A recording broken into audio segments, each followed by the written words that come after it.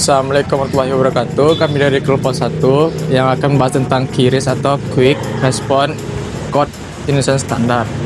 Di sini kami akan membahas tentang modus penipuan baru dengan via banking QRIS. QRIS biasa dan QRIS via banking itu berbeda. Jadi pihak pelaku memanfaatkan dari QRIS banking untuk masukkan nominalnya. Jadi warga biasa atau masyarakat biasa tidak tahu tentang apa itu perbedaan QRIS biasa dan QRIS banking.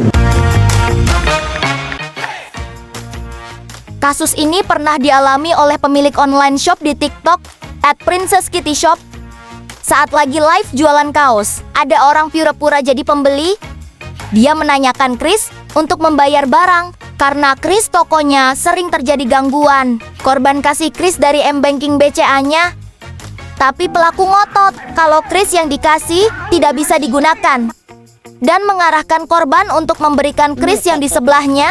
Awalnya korban kirim Kris yang sama, tapi pelaku tetap maksa minta Kris yang sebelahnya dan beralasan juga tidak bisa transfer karena bank yang digunakan dia lagi gangguan. Pelakunya marah-marah, bilang buru-buru, takut kehabisan barang. Karena panik takut pembeli ini tidak jadi beli, korban akhirnya kasih Kris pembayaran. Ini pertama kalinya dia menggunakan fitur itu. Dia tidak tahu bahayanya. Tidak lama kemudian, saldo rekening korban kepotong 1 juta rupiah. Dan itu langsung masuk ke pelaku. Saat itu, barulah korban sadar bahwa dia ditipu.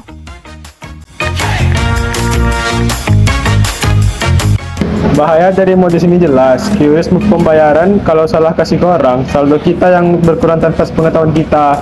Pelaku untung besar tanpa harus merampok langsung. Korban seperti online shop tadi, selain rugi materi juga bisa trauma, takut jualan online lagi, bahkan tidak mempercayai aplikasi mobile banking. Sistem pembayaran cashless bisa diragukan keamanannya, padahal niatnya agar pembayaran lebih mudah dan aman.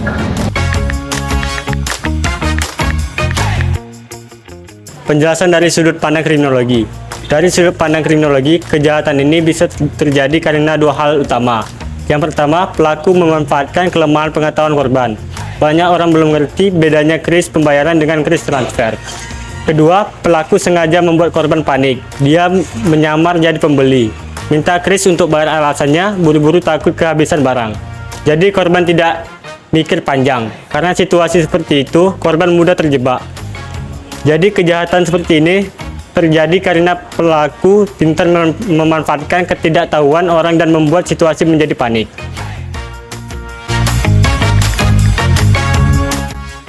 Strategi pencegahan. Agar tidak kejadian lagi, berikut ini langkah pencegahannya. Yang pertama, jangan pernah kasih QRIS pembayaran ke orang lain jika tidak mengerti fungsinya. Yang kedua, bedakan QRIS transfer dengan QRIS pembayaran. QRIS transfer aman untuk menerima uang. Kalau QRIS pembayaran harus kita berhati-hati. Yang ketiga, bank dan penyedia QRIS juga harus edukasi nasabah lebih jelas soal resiko QRIS pembayaran. Kasus ini bukti jika kejahatan perbankan masih berkembang dan perkembangan teknologi dalam sistem pembayaran juga diikuti oleh munculnya modus-modus kejahatan baru. QRIS memang diciptakan untuk memudahkan transaksi. Namun jika pengguna tidak memahami fungsinya dengan benar, justru dapat dimanfaatkan oleh pelaku kejahatan. Oleh karena itu sangat penting bagi kita semua untuk memahami perbedaan antara QRIS pembayaran dan QRIS transfer. Jangan mudah panik atau terburu-buru saat bertransaksi, apalagi jika diminta memberikan QRIS kepada orang lain tanpa memahami risikonya. Pihak bank, penyedia layanan QRIS, dan masyarakat harus bersama-sama meningkatkan pengetahuan dan kewaspadaan agar kasus serupa tidak terus terulang.